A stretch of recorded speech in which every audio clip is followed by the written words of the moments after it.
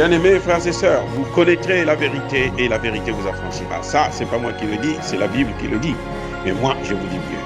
Vous connaîtrez la vérité historique, notamment celle de vos ancêtres kémites, et vous aurez une vision globale de ce que c'est que la vraie souveraineté politique. J'ajoute, vous reviendrez à la spiritualité africaine ancestrale et vous comprendrez les enjeux de l'indépendance économique. Et pour terminer, vous accepterez votre identité culturelle kémite et vous obtiendrez deux choses. La première, c'est la paix. La seconde, c'est le développement, à une condition. L'unité de toute l'Afrique noire, l'unité de tous les Noirs du monde entier. Otep à tous, bienvenue sur la chaîne des panafricanistes par essence, par conviction et par excellence. Celle des citoyens kémites par nécessité et obligation de combat. Nous sommes une chaîne qui n'est guidée que par nos ancêtres et rien que par les ancêtres qui appartiennent à l'égrégore du monde noir. Par conséquent, nous ne croyons en aucun Dieu venu de l'étranger. Toutefois, cette vidéo n'est aucunement destinée à inciter ni à la haine ni à la violence, car nous menons un combat qui est d'abord et avant tout spirituel, ensuite il est politique, géopolitique et géostratégique, contre l'impérialisme, le colonialisme, le néocolonialisme et l'endocolonial, sur la base du principe fondamental que nous avons hérité de nos ancêtres kémites, qui est celui de la Mahat, c'est-à-dire solidarité, vérité et justice. Vous êtes donc en droit de connaître la vérité, et nous avons l'obligation de vous dire la vérité et rien que la vérité, afin que justice soit rendue au continent africain. Et ça, c'est notre modeste contribution dans cette noble lutte en faveur de la souveraineté, la dignité, la solidarité et l'unité africaine. C'est ça que nous appelons exactement le panafricanisme. Bien-aimés frères et sœurs, qui va l'emporter entre la France, les États-Unis et la Russie? La course à l'Afrique a repris avec beaucoup de vigueur. Emmanuel Macron est allé en Afrique. Sergei Lavrov est allé en Afrique. C'est maintenant le tour de Anthony Blinken, le secrétaire d'État américain, pour aller en Afrique. Il va faire le Kinshasa et Kigali. Emmanuel Macron est allé au Cameroun, il est allé au Bénin, il est allé ensuite en Guinée-Bissau. C'est un voyage touristique. Nous appelons ça un voyage touristique. C'était comme un grand aventurier qui vient en terre étrangère et déclare la guerre à d'autres pays étrangers. Quand Emmanuel Macron arrive au Cameroun, il déclare la guerre à la Russie. Il arrive au Bénin, il continue cette même guerre. Il arrive en Guinée, c'est pareil. Il attaque le Mali, il attaque le Centrafrique. Mais ce qu'il a oublié, c'est que les Camerounais là, et les Maliens sont des frères. C'est ça qu'il a oublié. Les Camerounais là, et les Maliens là, sont des frères. Les Maliens là, et les Guinéens, là, les Bissau-Guinéens là, sont des frères. Les Maliens là, et les Béninois sont des frères. Les Centrafricains et les Maliens sont des frères. Les Centrafricains et les Camerounais sont des frères. Les Centrafricains et les Béninois sont des frères. Les Centrafricains et les Bissau-Guinéens sont des frères. Donc lorsqu'il va pour manipuler un chef d'État, ou plutôt un chef d'État en Afrique, qu'il ne pense pas qu'il touche l'âme des Africains. Le cœur des Africains est toujours attaché à leur terre, à leur patrie, c'est-à-dire l'Afrique. Emmanuel Macron ne peut pas aimer plus l'Afrique que les Maliens, les Centrafricains, les Camerounais, les Béninois ou les Guinéens. Emmanuel Macron arrive en Guinée, il va monter la tête au président guinéen pour dire qu'ils vont mettre en place une force antipoutiste. C'est-à-dire qu'il n'y a pas de plus ridicule. C'est tellement ridicule que de voir une telle promotion de l'ingérence. C'est ça l'ingérence, ils font la promotion de l'ingérence. comment il doit s'ingérer. Il ne sait plus quoi faire. Il se dit qu'avec le Bissau guinéen, ils vont mettre en place une force, la Guinée et la France, pour venir s'attaquer aux pays africains qui auront fait des coups d'État. Mais ce que Emmanuel Macron oublie, c'est que s'il y a l'instabilité actuellement en Afrique de l'Ouest, c'est à cause de Nicolas Sarkozy, le frère d'Emmanuel Macron. C'est la France. Et Emmanuel Macron est en train de continuer le fardeau que lui a laissé Nicolas Sarkozy et François Hollande. C'est-à-dire gérer les terroristes qui doivent déstabiliser la sous-région afin de justifier la présence militaire française au Mali. Bien-aimés frères et sœurs, l'Afrique n'appartient ni à la Russie, ni aux États-Unis, surtout pas à la France. La France est le pays qui a fait plus de mal à l'Afrique que n'importe quel autre pays. Et nous savons notre histoire. Les États-Unis ont torturé le Congo-Kinshasa. On le sait, on le voit. Ce sont les États-Unis qui nous ont demandé de tuer Mobutu. Ils disent, et enlevez Mobutu, tuez-le, et nous allons vous garantir le développement. Mobutu est mort, ça fait plus de 25 ans maintenant. On n'a même pas connu, ne serait-ce que la paix. Et sans la paix, il n'y a pas de développement. Donc, on voit là que nous avons affaire à deux personnages, deux pays, qui n'ont qu'un seul objectif, c'est de réduire l'Afrique à un conglomérat des pays destinés à consommer les produits occidentaux. Des pays qui ne doivent pas se développer, des pays qui doivent rester dans le sous-développement afin de continuer à dépendre et à s'endetter auprès des pays occidentaux, les États-Unis, les pays européens, y compris en premier lieu la France. Donc vous voyez, la guerre, on sait qui va gagner cette guerre entre ces trois leaders, ces trois pays, la Russie, les États-Unis, la France. On sait où est-ce que nous allons.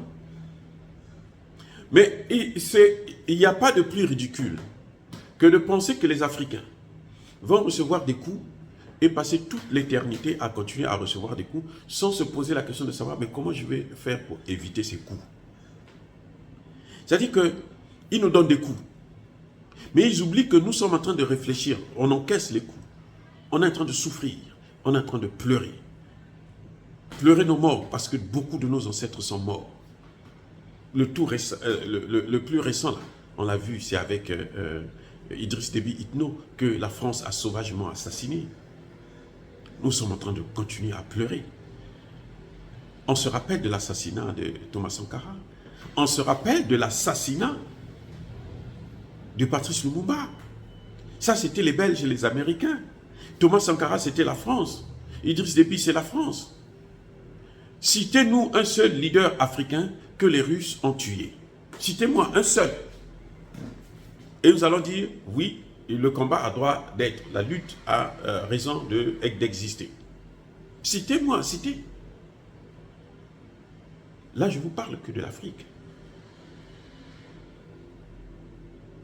Pour tuer Patrice Lumumba, ce sont les services secrets américains qui ont donné l'ordre. En utilisant quoi et qui? Les Nations Unies. Pour tuer Thomas Sankara, c'est la France qui a donné l'ordre. En utilisant qui? Houphouët-Boigny et Blaise Compaoré, qui demandent des excuses fallacieuses, des excuses de façade. Pour tuer Idriss Déby Itno, on a utilisé qui? C'est à la demande de qui? Ce sont les services secrets français. C'est la France qui a décidé qu'il fallait éliminer Idriss Déby Itno. Pour détruire, déstabiliser le Sahel, détruire la Libye, tuer Kadhafi, qui a donné l'ordre? Encore la France et les États-Unis. Quel est le mal que les Russes nous ont fait depuis que nous sommes avec eux? Regardez dans la formation. Sergei Lavrov était à Brazzaville, en Ouganda et puis en Égypte. À Brazzaville, il a dit, au Congo, là, nous avons formé plus de 8000 cadres. y compris le ministre des Affaires étrangères du Congo. Plus de 8 000. Citez-moi combien, donnez-moi les chiffres. Combien de cadres la France a formé? Moi j'ai été formé en France, mais je n'ai pas reçu une bourse française. Je suis allé en aventure. Et puis, bon, j'ai fait mes études, je me suis débrouillé, terminé. Et puis voilà, j'ai terminé, j'ai eu mon doctorat en sciences politiques. Je n'ai jamais reçu une bourse française. Quand Sergei Lavrov dit qu'il a 8 000 étudiants congolais, qui ont été, au moins 8 000 qui ont été formés en quelques années en Russie, ces 8 000 là ont reçu une bourse russe. Donc vous avez la bourse congolaise, vous avez la bourse russe.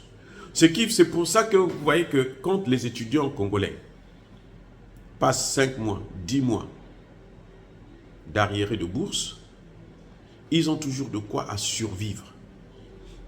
Ce n'est pas beaucoup, mais ça existe. Ce qui n'est pas le cas pour la France.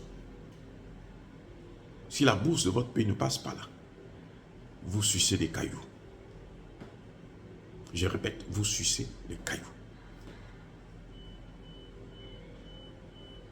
Donc, on voit bien qu'il y a une différence. La Russie, actuellement,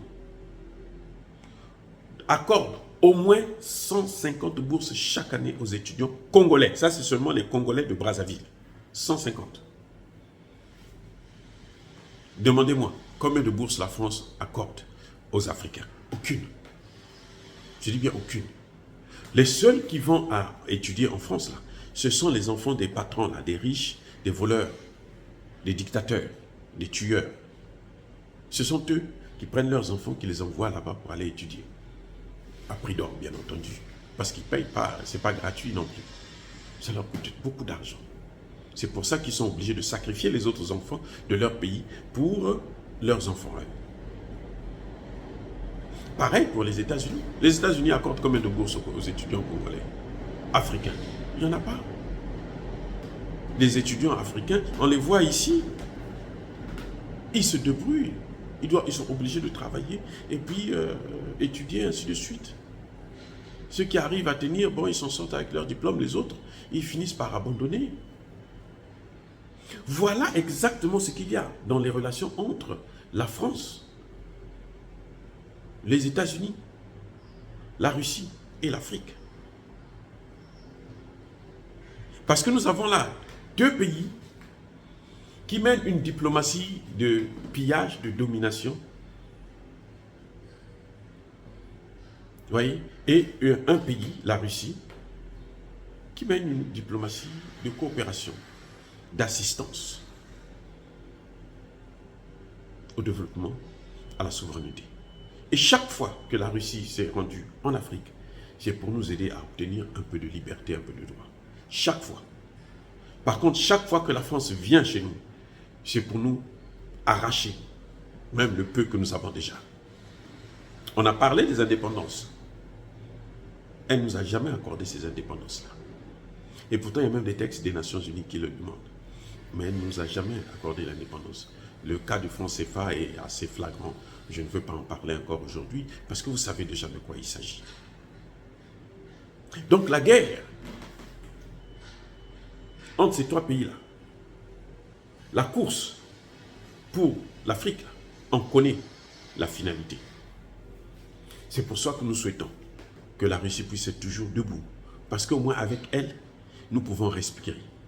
Par contre, avec les autres, nous avons le genou sur notre cou, comme George Floyd. Et on finit par être asphyxié. Ce qui n'est pas le cas avec l'ours blanc. Oh, bien-aimés frères et sœurs, est-ce que dire cela, c'est inciter à la haine ou à la violence? Non. Nous regardons ce que nous voyons. C'est ce qu'on appelle la real politics. Nous assistons à un combat, à une course, et nous ne voulons pas être sans réponse à cela. Dire cela, ça n'a rien à voir avec la violence. Soyez bénis par le Dieu de Kémit. J'ai dit et j'assume.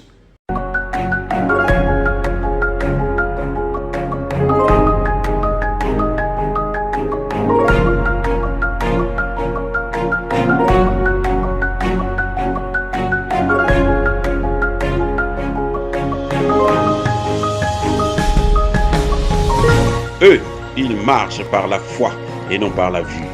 Mais moi, je vous conseille vivement de marcher par la connaissance scientifique et historique, notamment celle de nos ancêtres kémites, par les 5 sens et par l'intelligence. À vous, Apia.